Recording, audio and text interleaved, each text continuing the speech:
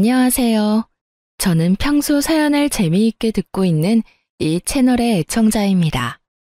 오늘은 제 사연을 소개하려고 용기를 내어 보았는데요. 긴 이야기가 되겠지만 다들 들어주시겠어요? 남편과 전 크로키 동호회에서 처음 만났어요. 평소 즐겨보던 웹툰의 주된 배경이 크로키 모임이었는데 그 웹툰을 보다 충동적으로 가입하게 된 동호회였죠. 그렇게 충동적으로 가입하게 된 동호회에서 저는 남편을 만났고 그곳에서 저와 남편은 유일하게 동갑내기로 막내였던 터라 이런저런 일을 하다 보니 빠르게 친해졌어요. 그렇게 가까이 지내다 보니 자연스럽게 연인으로 발전했고 결혼까지 하게 되었어요. 저희가 신혼을 시작하게 된 집은 친정에선 가까웠지만 시댁에선 거리가 꽤 있는 편이었어요. 의도한 것은 아니었지만 어떻게 하다 보니 그렇게 되었더라고요. 집 위치에 대해선 저만 아니라 남편과 시댁에서도 불만은 딱히 없었어요. 아니, 남편은 오히려 저보다 더 좋아하더군요. 그 이유는 바로 친정엄마의 반찬들 때문이었어요. 엄마의 음식 솜씨가 워낙 좋았는데 친정이 가까우니 엄마가 반찬 조공을 해주셨고 그 반찬들을 저보다 남편이 더 좋아했어요. 전 그 덕분에 좀 더 수월한 결혼 생각을 할 수 있었죠. 그러던 어느 날 어머님께서 갑작스럽게 집으로 찾아오셨더라고요. 저녁때가 다 되어 갑작스럽게 들이닥친 어머님의 방문이 당황스럽고 달갑진 않았지만 결혼하고 한 번도 집으로 초대하지 못했던 터라 괜히 죄송한 마음도 들어 잘 대접해 드렸어요. 퇴근 후 옷도 갈아입지 못하고 어머님을 맞이했던 상황이라 새로운 요리 같은 건 해내지 못했지만 마침 엄마가 전날 주고 간 반찬들로 어머님의 밥상을 차려드렸어요. 어머님께서도 꽤 만족스러우신지 쩝쩝 소리를 내며 맛있게도 드시더라고요. 아가, 이 반찬들 네가 만든 거니? 정말 맛있구나. 아, 아니요. 사실은 그거 전부 친정에서 보내주신 것들이에요. 아시다시피 제가 집에 도착하자마자 어머님이 오셔서 따로 식사를 준비할 시간이 없어서 급하게 차리느라 있던 반찬들을 내놨어요. 그래? 사돈 솜씨가 대단하시네. 간도 딱 맞고. 나물들도 어쩜 이렇게 아삭아삭하니? 혹시 남은 반찬들 좀 있니? 아, 김치는? 김치도 담가주셨어? 남은 반찬들하고 김치가 있긴 한데 더 드릴까요? 모자라세요? 아니, 모자란 게 아니라 좀 싸가려고 그랬는데 남아있다니 다행이다. 내가 갈 때 좀 싸주렴. 김치도 있는 대로 다 싸주고 아니다, 통째로 다 주려무나. 집에 가서 옮겨 담기도 귀찮아. 고맙다, 아가. 덕분에 며칠 먹거리는 잊었구나. 황당했어요. 대부분은 시댁이나 친정에서 음식을 얻어오거나 보내주시던데 어머님은 오히려 냉장고 구석에 있는 반찬과 김치까지 싹 다 쓸어 가시니 뭐라 할 말이 없더라고요. 그래도 맛없다고 핀잔을 준 것도 아니고 정말 입맛에 맞으셔서 다 싸가신 거니 그러려니 하고 넘기려고 했어요. 하지만 어머님은 기어코 저의 잠자던 코털을 건드리고야 마시더라고요. 어머님이 냉장고를 싹 비워가시고 난 후 며칠 흐른 어느 날 점심시간에 직원 식당에서 밥을 먹고 있는데 어머님께 전화가 오더라고요. 처음엔 평범한 안부로 시작된 통화 내용이 점점 본색을 드러내기 시작했어요. 그 본색이 참 과간이더군요. 아가, 내가 사실은 부탁이 있어서 전화했어. 네? 부탁이요? 어머님 무슨 일 있으세요? 말씀해 보세요. 그게 다름이 아니라 사돈께 반찬 좀 많이 해달라고 해서 나도 좀 보내주면 안 되겠니? 사돈 음식 먹다가 내가 한 거 먹으려니까 도저히 맛이 없어서 안 되겠더라고. 괜히 입맛만 높아져서 요즘 내가 밥을 잘 못 먹고 있어. 아, 그러니까 저희 엄마한테 반찬 좀 만들어 달라는 말씀이네요? 그래, 하는 김에 좀 많이 만들면 되잖니. 가져다 주거나 퀵으로 보내기가 정 그러면 내가 가지러 갈 수도 있으니 너 편한 대로 하렴. 헛웃음이 나더군요. 결혼한 지 2달도 채 되지 않은 시점에서 내가 이런 소리를 들으려고 결혼했나 싶더군요. 그까짓 반찬, 시댁과의 평화를 위해 좀 주면 어때? 라고 생각할 수도 있었겠지만 저는 전혀 그렇게 생각되지 않더군요. 처음엔 반찬으로 시작해 끝은 무엇으로 끝이 날지 누가 알겠어요. 그리고 다들 아시다시피 반찬 만드는 게 보통 힘든 일이 아니잖아요. 그런데 어쩜 이리도 뻔뻔하게 이런 말씀을 하실 수가 있는지 제 상식에선 이해가 되지 않더라고요. 그래서 전 조금은 냉정하게 들릴 수 있겠지만 단호하게 잘라내야겠다고 생각했어요. 어머님, 이건 어떻게 이동하느냐의 문제가 아니에요. 저도 저희 친정에서 반찬 그냥 받아오는 거 아니고요. 다만 얼마씩이라도 성의 표시는 하고 받아오고 있어요. 어머님도 알다시피 반찬 만드는 게 보통 일은 아니니까요. 제가 저희 엄마한테 부탁은 드려볼 건데 가능하다고 하시면 그냥은 안 되고요. 어머님도 일정 금액 주시면 돼요. 어머 얘, 그까지 반찬 몇 가지 가지고 치사하게 무슨 돈을 내놓으라고 그러니? 그냥 내가 해먹고 말지. 됐다 됐어. 저의 예상대로 어머님은 더럽고 치사하다고 하며 전화를 끊어버리더군요. 끊어진 전화기를 보며 이쯤 하면 다신 이런 이야기는 꺼내지 않겠지 하고 생각하는 찰나 어머님께 또 전화가 오더라고요. 예, 근데 얼마 주니? 네? 갑자기 그게 무슨 말이세요? 그러니까 사돈한테 반찬값으로 얼마 주느냐고. 딱 정해진 게 아니라서 얼마라고 말씀드리기가 애매하네요. 그냥 반찬집보단 덜 드리고 있어요. 그래? 그러면 그거 내가 해주마. 내가 일주일에 한 번씩 반찬 해놓을 테니 가지고 가렴. 난 사돈한테 주는 것보단 조금 덜 받을 테니 어때? 좋은 생각 같지 않니? 괜찮기는 전혀 괜찮지 않았어요. 남편이 친정엄마의 요리를 왜 잘 먹겠어요? 어머님은 요리를 정말 기가 막히게 못해도 너무 못한다는 것을 다 알고 있는데 제가 미쳤다고 돈까지 주고 그 맛없는 걸 받으러 시댁까지 가는 그런 헛짓을 할 리가 없었죠. 전 다시 한번 단호하게 말씀을 드렸습니다. 아니에요, 어머님. 남편도 친정엄마 음식 좋아해서 그냥 지금처럼 친정에서 받아 먹을게요. 그러면 저 일이 바빠서 이만 끊을게요. 죄송해요, 어머님. 전 단칼에 거절하고 전화를 끊어버렸고 그날 저녁 남편과 밥을 먹으며 어머님과 있었던 일을 말해주었어요. 그러자 남편은 허허 웃으며 이상한 해결책을 제시하더라고요. 아참, 여보, 오늘 어머님께 전화가 왔는데 우리 엄마한테 말해서 반찬을 좀 많이 해서 좀 나눠달라고 하시더라. 그래? 엄마가 생각해도 본인 음식보다 더 맛있었나 보네. 아, 진짜 우리 엄마는 요리를 못해도 너무 못해. 하여튼 그래서 뭐라고 했는데? 안 된다고 하지. 장모님도 힘드시잖아. 딱 잘라서 안 된다고 어떻게 그래. 그래서 우리도 수고비 드리면서 받아오는 거라고. 어머님도 정 드시고 싶으시면 수고비 부담하시라고 했지.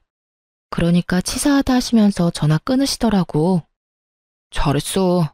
사실 우리 먹거리 해주시는 것만 해도 죄송한 일인데 우리 집까지 부탁드리는 건 좀 아니지. 당신도 곤란했겠네. 진짜 곤란한 건 그 다음부터였지. 왜? 또 무슨 일 있었어? 그러고 바로 어머님께 또 전화가 왔는데 글쎄 하시는 말씀이 그래서 우리 엄마한테 반찬값 얼마나 주냐고 물으시더니 어머님께서 일주일에 한 번 반찬 해줄 테니까 그 돈 어머님 달라고 하시더라. 당신 생각은 어때? 완전 싫지. 우리 엄마 요리 진짜 못한다고 했었잖아. 당신도 안 된다고 했지? 응, 당신 핑계 대면서 안 된다고 했어. 그래, 잘했어. 그나저나 엄마가 왜 그러시지? 그러게 나도 이해가 안 된더라니까 라며 맞장구를 치려는 순간 남편의 입에선 이해 못할 말들이 흘러나오더라고요. 아, 용돈이 부족하신가 본데? 맞지? 맞지? 용돈 좀 올려드려야겠어. 뭐? 여기서 갑자기 용돈 이야기가 왜 나와? 그렇잖아. 우리 엄마 요리에 취미 없으신 분인데 반찬까지 해준다는 건 뭐겠어? 돈이 필요하단 말이잖아. 그래서 용돈을 올려드린다고?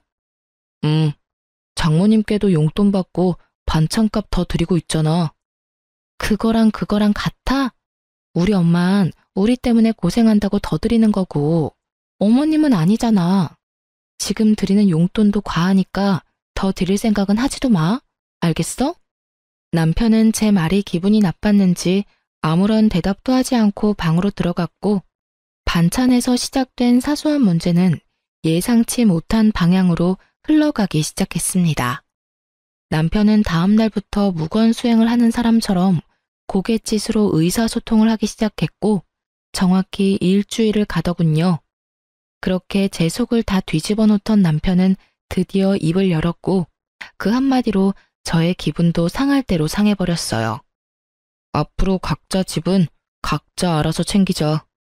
일주일 만에 꺼낸 첫마디가 저러하니 저도 더는 남편을 어르고 달랠 마음이 싹 사라졌고, 그렇게 하자고 말하곤 함께 관리하던 모든 돈을 공평하게 나눠 가졌어요. 적금, 통장, 투자하던 주식까지도요. 모든 것을 나누고 나니 생활이 심플하고 평화로워지더군요. 평화로운 만큼 대화는 줄었고, 대화가 줄자 싸울 일도 없었어요. 물론 애틋함, 다정함, 사랑 이런 것도 없었지만 남편에게 정이 떨어지고 나니 그런 생활도 괜찮다고 생각했는데 전혀 생각지 못한 일정이 다가오더군요. 그건 바로 명절이었습니다. 죽자고 싸운 것도 아니었고 남들이 보기엔 괜찮은 사이였기에 시댁을 안 갈 수도 없는 노릇이었어요. 그래도 아직은 결혼 생활을 하고 있으니 도리는 다하자는 마음에서 시댁으로 향했고, 전 그해 명절에 제가 사랑했던 남자가 얼마나 쪼잔한 놈인지 단번에 알 수 있었어요.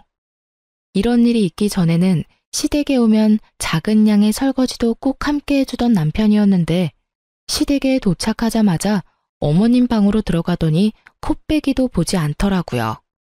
왜 사람 마음이 그렇잖아요. 아무리 우리 사이가 요즘 좀 그렇더라도 내심 도와주러 나오겠지 하는 허튼 기대.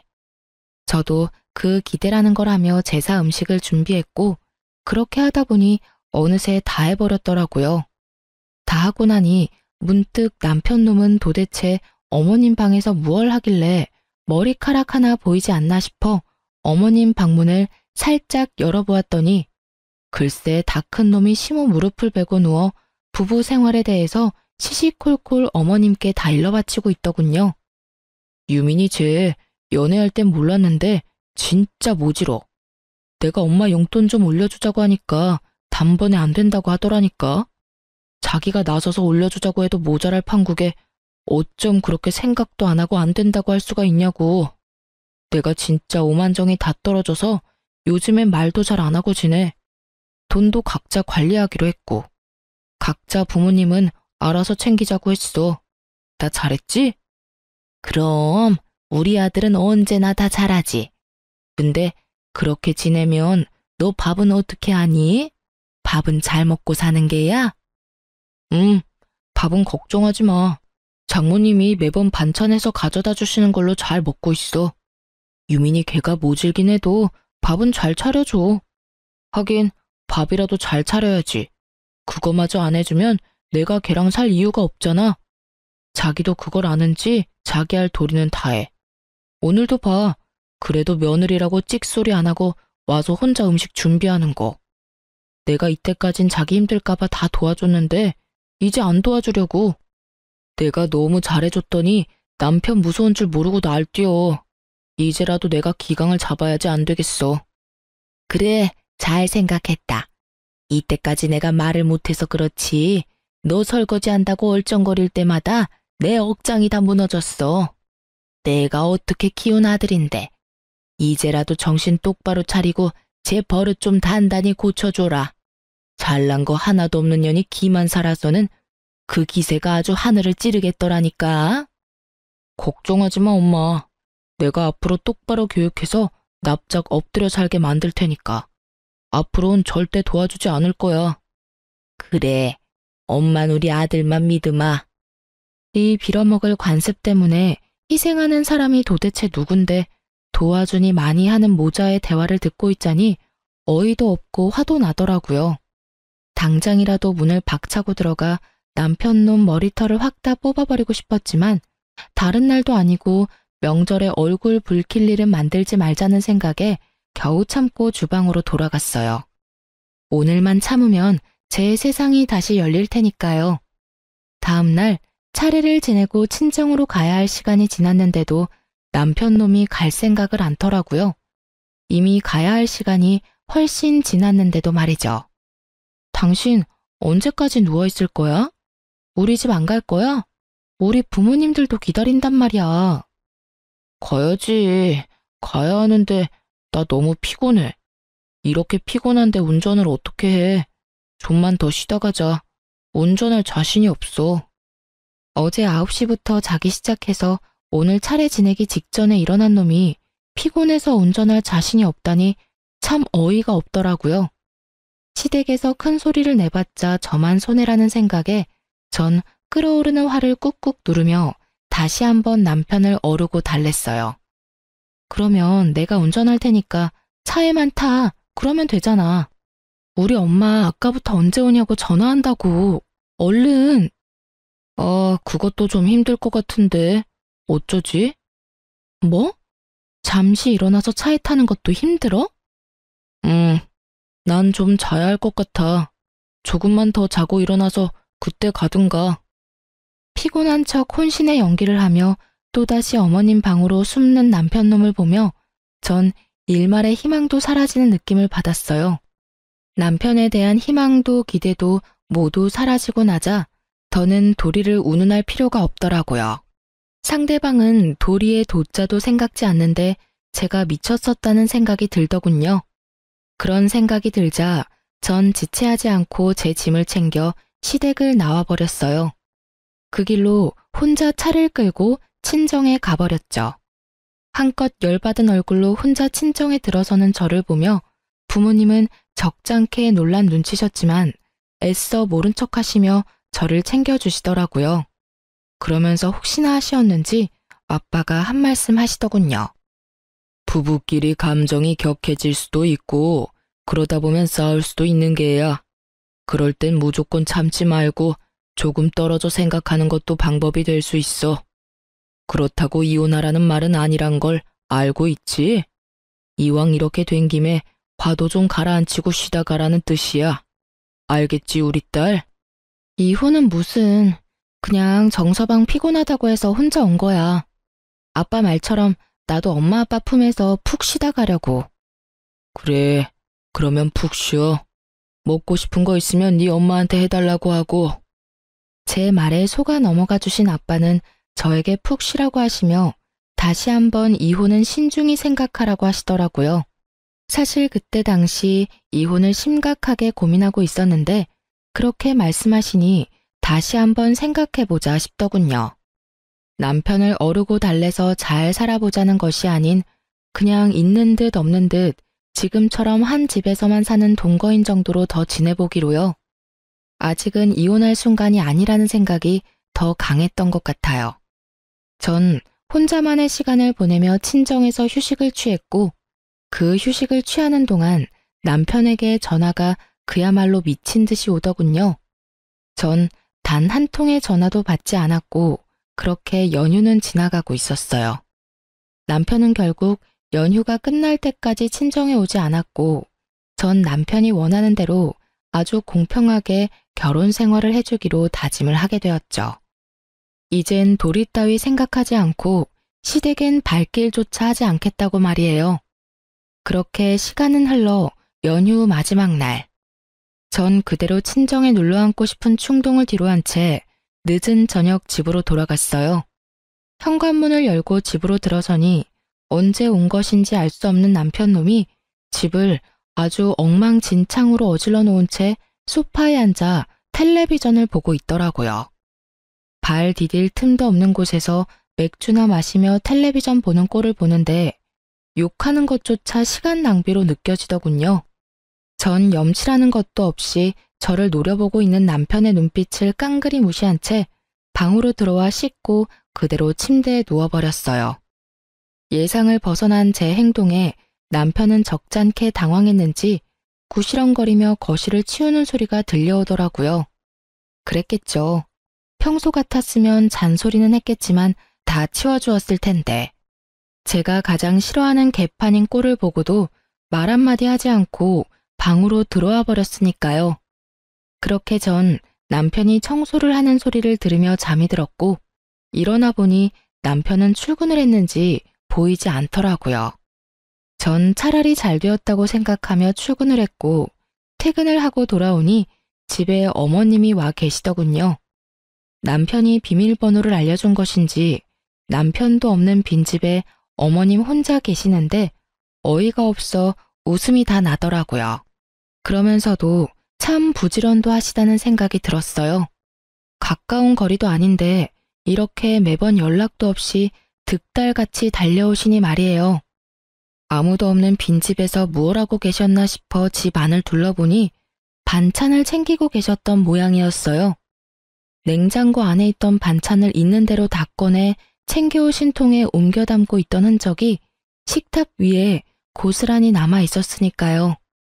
무슨 못 먹은 귀신이 들러붙은 거지도 아니고 아무도 없는 집에서 하물며 사돈이 해준 반찬을 훔치고 있는 어머님의 행실을 보니 화를 내봤자 뭐 하겠나 싶더라고요. 거기서 미주알고주알 입씨름을 해봤자 똑같은 사람이 될 뿐이고 또 먹는 거로 치사하게 이랬니 저랬니 하고 싶지 않았어요. 그래서 입을 꾹 다물고 옷을 갈아입고 나와 소파에 앉아 제 할 일을 하고 있으니 반찬을 다 챙긴 어머님이 다가와 쏘아붙이기 시작하더군요. 넌 왜 인사를 안 하니? 사람을 봤으면 최소한 인사라도 해야 할 거 아니니? 오셨어요? 인사드리려고 했는데 워낙 바쁘신 것 같아서 타이밍 잡기가 어려워서 기다렸어요. 반찬은 다 챙기셨어요? 그래. 좀 가져가도 되지? 다시 해달라고 하면 되지 않니? 그렇죠 뭐. 반찬 가지고 가시려고 오셨어요? 이 저녁에 연락도 없이? 저도 감정이 많이 상해 있던 터라 말이 곱게는 나가지 않더라고요. 그런 제 모습이 어머님 마음에 들리 없었고 제법 고상한 척 말을 하던 어머님은 화가 단단히 나셨는지 언성을 높이며 폭언을 뱉어내기 시작했어요. 내가 할 일 없이 반찬이나 가지러 왔겠니? 너 왜 그날 그렇게 가곤 연락 한 통이 없니? 최소한 그렇게 가서 죄송하다는 전화라도 한 통 해야 하는 게 예의 아니니? 어쩌면 애가 그렇게 버릇이 없는지. 어른들이 버젓이 지켜보고 있는데 자기 기분 상했다고 짐 챙겨서 남편도 내팽개치고 가는 꼴이라니. 넌 기본적인 예의라는 것도 못 배웠어? 친정에서 그런 기본적인 것도 안 가르쳐주든? 도대체 친정에서 뭘 배워서 시집 온 게야? 예의는 고사하고 기본 개념도 없는 걸 시집을 보내놨으니 아마 모르긴 몰라도 사돈 걱정도 이만저만이 아니실 테다. 너 그렇게 행동하면 네 부모가 욕먹어. 알겠니? 예의뿐 아니라 개념까지 없는 사람이 누군데 감히 친정을 들먹이며 윽박지르시는지 결국 전 폭발을 해버렸고 몸을 움직이기 시작했어요. 일단 시모가 정성스레 옮겨 담은 반찬들을 싹 다 다시 옮겨 담고 냉장고에 넣은 후 그 앞을 막아섰어요. 제 모습을 넋놓고 보고 있던 어머님은 저에게 다가가 노발대발하기 시작하더군요. 너 지금 뭐 하는 짓이야? 기껏 옮겨둔 걸 왜 다시 옮기는 게야? 그리고 지금 이 행동은 또 뭐니?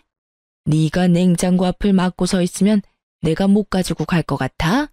네, 못 가지고 가세요. 방금 친정에서 뭘 배웠냐고 물으셨죠? 전 이렇게 배웠어요. 무례한 인간한텐 쌀 한 톨, 물 한 모금 나눠줄 필요도 없다고요. 뭐야? 그럼 내가 지금 무례하다 이 말이야? 그러면 아니시라고 생각하세요?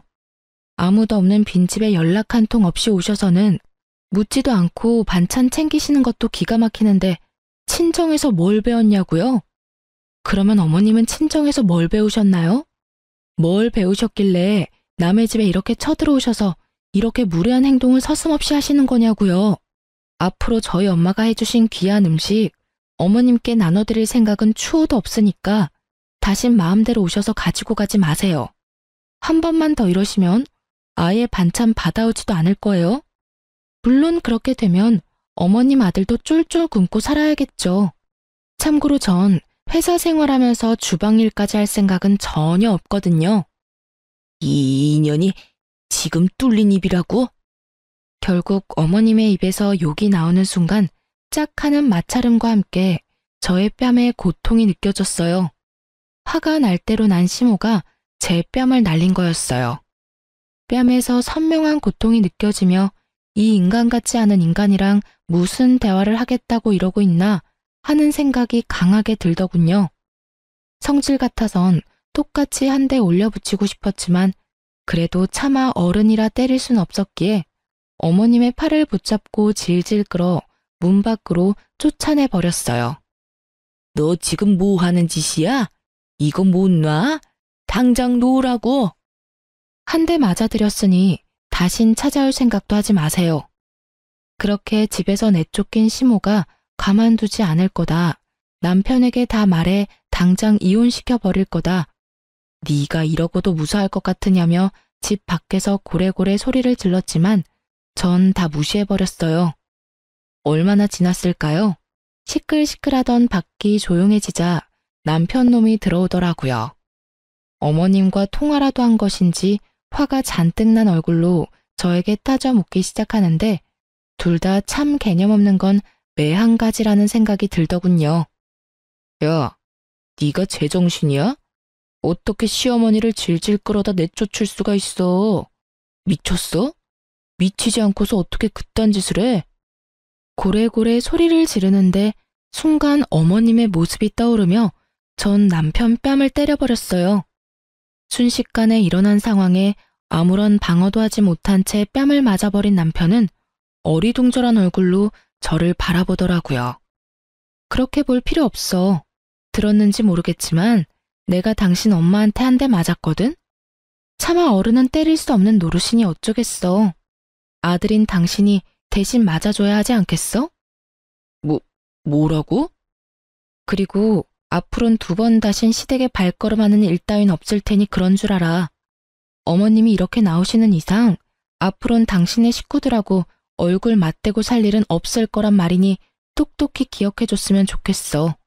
아참, 그리고 다시 한번 우리 집 비밀번호 어머님께 알려주는 날엔 당신도 이 집에서 쫓겨나는 건 물론이고 그날이 우리 이혼하는 날이 될 테니 알아서 잘 행동하길 바랄게. 제가 그렇게 말하자 남편은 절 경멸한다는 눈빛으로 쳐다보더라고요.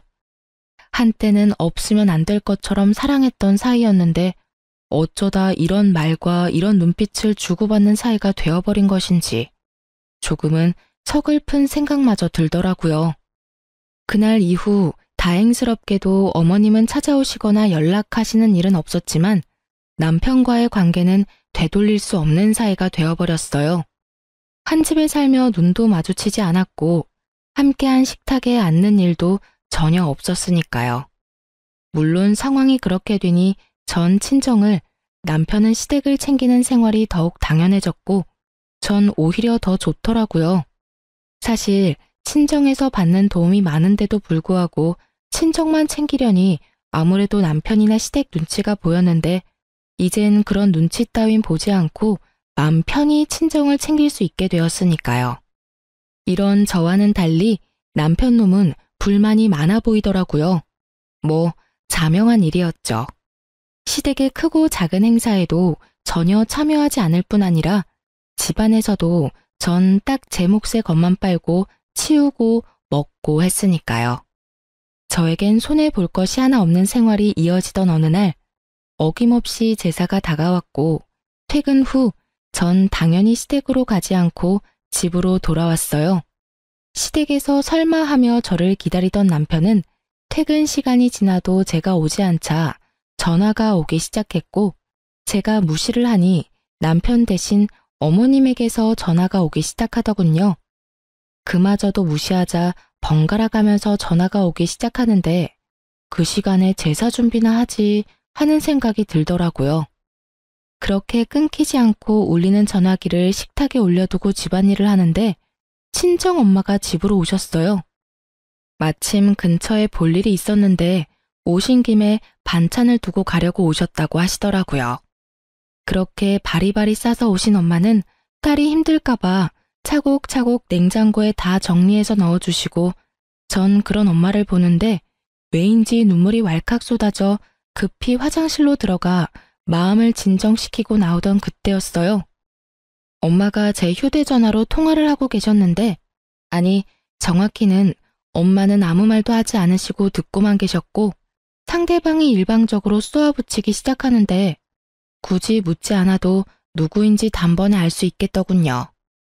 얼마나 소리를 질러대는지 그 목소리가 크게 울리고 있었으니까요. 시모는 전화를 받은 엄마가 당연히 저일 거란 착각을 하고 욕설을 내뱉기 시작했고 한번 시작한 말은 굳이 엄마에게까지 알리고 싶지 않았던 사실을 알리고야 말았어요. 여보세요? 여보세요? 여보세요라는 말이 나오니 지금? 너 진짜 제정신이 아니구나. 어떻게 며느리가 돼서 한 집안의 제사를 무시할 수가 있어? 내가 이날 이때까지 살면서 너같이 되먹지 못한 년은 보지를 못했다. 도대체 넌 뭘 믿고 이렇게 막 나가는 게야? 그때 한 대 맞은 걸로는 정신을 못 차리겠든? 아예 그 머리털을 다 뽑아놔야 정신을 차릴 것이야. 내가 당장 가서 그 머리털 다 뽑아놓기 전에 얼른 와서 제사 준비해. 정말 딱 이렇게 말하고선 전화를 끊어버리셨고 엄마는 큰 충격에 빠지셨죠. 딸이 시댁에서 이런 취급을 받고 있는 것도 기가 막히는데 맞았다는 사실까지 알게 되었으니 어떤 말을 꺼내야 할지도 막막하더라고요. 일단 휴대전화부터 되찾아야겠다는 마음에 엄마에게 다가서는 찰나 아직 엄마 손에 있던 제 휴대전화에서 문자 알림음이 울렸고 엄마는 전화기를 빼앗으려는 제 손을 피해 그 문자를 확인하시고야 마셨죠. 평소 귀찮아 잔금을 다 풀어놓은 것이 화근이었어요. 너 진짜 미쳤어? 당장 안 와? 아무리 요즘 우리가 남보다 못한 사이라고 해도 제삿날엔 도리는 다 해야 할 것 아니야. 지금이라도 늦지 않았어. 당장 기어와서 잘못했다고 싹싹 빌고 제사 준비해. 머리 조아리고 일이나 하란 말이야. 알겠어? 당장 와. 당장. 엄마의 분노에 기름을 들이붓는 문자에 제가 아무 말도 하지 못하고 우물쭈물하며 엄마 눈치를 살피고 있자 엄마는 저를 꼭 안아주시며 이렇게 말씀하셨습니다. 너 이혼해. 그렇게 말씀하시는 엄마의 몸이 떨리고 있더군요. 저는 이 떨림을 누구보다 잘 알고 있었어요. 엄마가 진짜 화가 나셨을 때의 떨림. 치를 떤다고들 하시죠? 딱 그 떨림이었어요. 네가 이때껏 이런 취급을 받으면서 왜 참고만 있었는지 엄마가 잘 알아. 아빠 때문이지? 아빠가 워낙 이혼 이런 거에 예민하잖아. 요즘 아빠 몸도 안 좋은데 나까지 보태기 싫었어. 이 미련한 거사. 그렇다고 이걸 다 참고 있어? 너 이렇게 사는 거 알면 아빠 더 속상해. 엄마랑 아빠가 옛날 사람이라 이혼에 부정적인 건 맞지만 그렇다고 해서 이런 대우 받으면서 참고 살라는 말은 아니야. 그러니까 이혼해 당장. 아빠한테는 엄마가 알아서 말할 테니 걱정하지 말고. 알겠어. 그렇지 않아도 이혼하려고 생각은 하고 있었어. 그래, 그건 그렇고 이 새끼는 언제 집에 오니? 오면 그 면상 좀 보고 가야겠어. 내가 이때껏 해먹인 밥이 얼만데 감히 집까지 게 너한테 이따위 말을 해? 와서 일이나 하라고? 진짜 미친 게 누군데 누구한테 미쳤다고 하는 거야? 엄마, 진정해. 나한테 다 생각이 있으니까. 제발 나 믿고 오늘은 그냥 돌아가줘. 내가 정 안 되겠다 싶으면 엄마한테 말할 테니까. 제발, 응? 더는 엄마에게 못 볼 꼴을 보이고 싶지 않아 혼신의 힘을 다해 엄마를 설득했고 엄마는 저의 간절한 부탁에 겨우 진정하시고 집으로 돌아가셨어요. 그렇게 혼자가 된 저는 남편에게 온 문자를 읽고 또 읽었어요. 그렇게 뇌리에도 그 문자가 박힐 때쯤 남편과 어머님이 집으로 들어오시더군요. 얼마나 화가 났는지 쿵쿵거리는 발걸음이 너무 커 머리가 다 울릴 지경이었어요. 그렇게 쿵쿵거리며 저의 앞에 선 두 사람은 저를 노려보았고 처음 입을 뗀 건 어머님이셨어요. 난 너 같은 며느리 필요 없으니 당장 짐 싸서 이 집에서 나가거라. 지금 당장 짐 싸. 지금 저보고 나가라고 하셨어요? 그래. 당장 이 집에서도 나가고 서류 준비되는 대로 보낼 테니 이혼도 해. 내가 이혼만큼은 아닌 것 같아서 참고 또 참았는데 도저히 안 되겠구나. 아주 시댁을 우습게 보고 있어 이게. 생각 같아선 그 머리털을 다 뽑아놓고 싶은데 이제 가족도 뭣도 아닌데 굳이 힘 빼서 뭐 하나 싶어서 참고 있으니 얼른 내 눈앞에서 사라지거라. 꼴도 보기 싫으니까. 착각은 자유라더니 전 엄청난 착각을 하는 아줌마에게 사실을 말해주었어요. 저기요, 이 집에서 나갈 사람은 제가 아니라 그쪽이랑 그쪽 아들이에요. 저기요? 그쪽? 네, 이혼할 마당에 제가 어머님하고 불러드릴 이유가 없잖아요. 그리고 저도 꼴도 보기 싫어서 그러는데 좀 나가주실래요? 얘가 아까부터 무슨 쉰 소리를 하는 게야? 우리가 여기서 왜 나가니? 여긴 우리 아들 집인데. 너 정말 머리가 어떻게 된 거 아니니? 정신 차려 얘. 정신은 그쪽이 차려야 할 것 같은데요. 여기 그쪽 아들 집 아니라 제 집이에요. 결혼할 때 그쪽 아들 능력이 워낙 출중해서 집 살 능력이 안 되더라고요. 그래서 제가 집 해오고 그쪽 아들이 혼수 채워서 들어왔어요. 그렇게 잘난 아드님이 아무 말도 안 하던가요? 그렇게 가만 서 있지 말고 말 좀 해봐. 이 집 내 집이라고 말이야. 그렇습니다. 집은 제가 샀고 그랬기에 그 명의 역시 저의 명의였어요. 남편과 결혼할 당시 남편보다 제가 모은 돈이 훨씬 많았고 전 그런 건 중요하게 생각하지 않아 제가 집을 사고 남편이 혼수를 채웠던 것이었어요. 물론 대출금이 있었던 터라 남편과 함께 갚으며 대출금을 반틈 이상을 갚게 되면 공동 명의로 바꾸기로 했었는데 남편 놈은 딱 2달 대출을 함께 갚고 돈 관리를 알아서 했으니 집에 대한 어떤 권한도 없었죠. 이러한 사실을 전혀 알지 못하고 기고만장한 어머님의 기세를 눌러주곤 남편을 바라봤어요. 방금 전까진 저를 가만두지 않겠다는 기세로 보던 눈빛도 많이 유해졌더라고요. 분위기가 심상치 않음을 느꼈던 거겠죠. 그게 엄마, 이 집 저 사람 명의야. 내가 결혼할 때 모은 돈이 얼마 없어서 집은 저 사람이 장만하고 가정가구를 내가 마련했어. 그러니까 내가 흥분하지 말고 차분히 말하라고 했잖아. 엄마는 괜히 나서서는 일을 이렇게 만들어. 너 지금 그걸 말이라고 해? 그리고 모은 돈은 왜 없어? 꼬박꼬박 적금 들고 있다고 하지 않았어? 아, 됐어. 이제 와서 그런 게 뭐가 중요하겠니? 어찌 되었든 이혼해. 난 더는 네가 저딴 년이랑 사는 꼴 못 보겠으니. 어머님은 본격적으로 이혼을 강요하기 시작했고 남편은 아무 말도 하지 못한 채 가만히 있더라고요. 두 사람이 그러든가 말든가 전 준비한 이혼 서류를 내밀며 말했어요. 어머님이 이렇게 간절히 바라시는데 우리 이혼하자. 뭐? 당신 진심이야? 뭘 그렇게까지 놀라. 어느 정도 예상했었잖아. 사실 우리가 같이 살기만 했지 부부 아닌 사이가 된 건 꽤 오래됐잖아. 나도 지쳤고 너도 힘들 테고 그냥 우리 이혼하자. 그래, 하자 이혼. 이혼할 테니까 지금 살고 있는 집 처분해서 반틈은 나 줘. 나도 대출금 갚았으니까 그 정도 재산 분할은 해줘야지.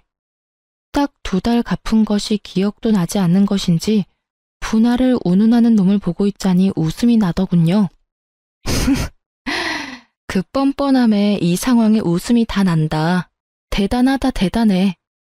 네가 혹시나 이렇게 나올까봐 내가 좀 알아봤는데 고작 2달 대출금 함께 갚았다고 해서 재산을 분할해줄 필요가 없다고 하더라고.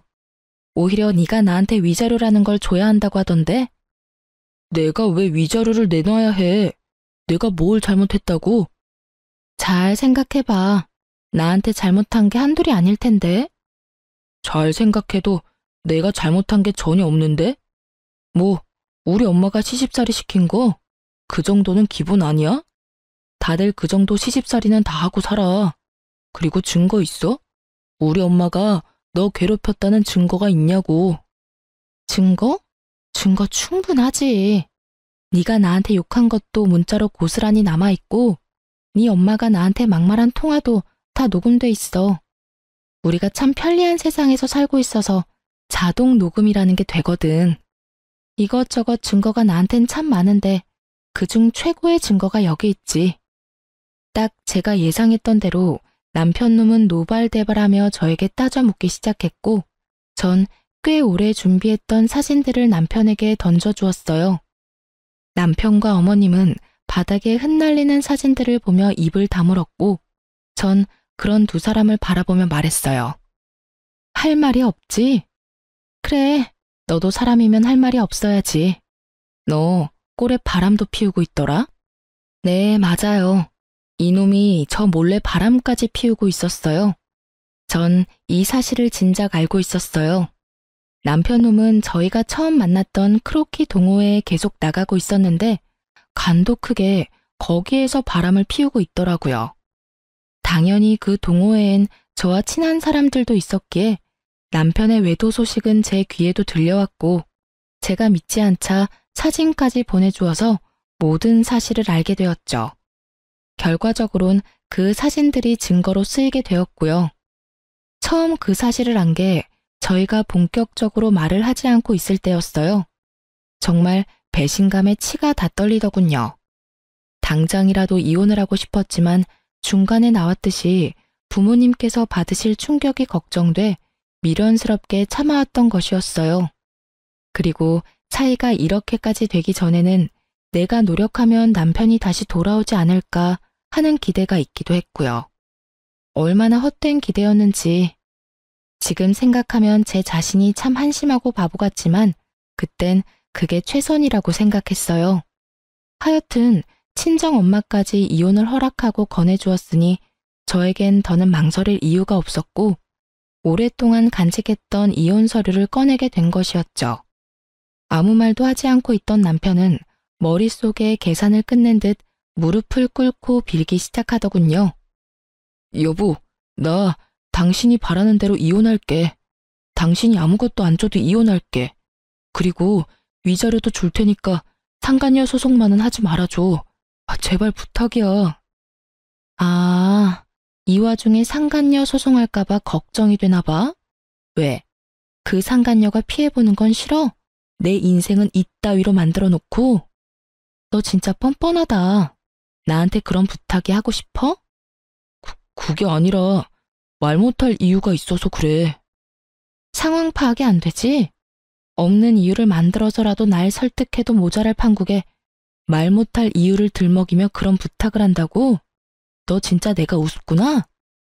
이 와중에도 상간녀부터 챙기나 싶어 기가 막히는 그 순간 남편의 입에선 더욱 기가 막히는 말들이 흘러나오더군요. 내가 이렇게 부탁할게. 사실은 이 여자 우리 부장님 와이프야. 우연히 동호회에서 만났는데 서로 하소연하다 보니 이렇게까지 돼버렸어. 당신한테 입이 10개라도 할 말이 없고 내가 다 잘못했어. 내가 이렇게 빌 테니까 제발 상간녀 소송은 안 하면 안 될까? 갑자기 태세를 바꾼다 싶더니 다 이유가 있더군요. 다른 사람도 아닌 직장 상사의 아내라니. 간이 크다 했더니 정말 강 큰 짓은 따로 하고 있었더라고요. 참 기가 막힌다 진짜. 일단 생각 좀 해볼 테니까 짐부터 싸서 나가. 한시라도 너 같은 인간이랑 한 공간에 있고 싶지도 않으니까. 가는 길에 네 옆에 정신 빼고 서 있는 네 엄마도 모시고 가.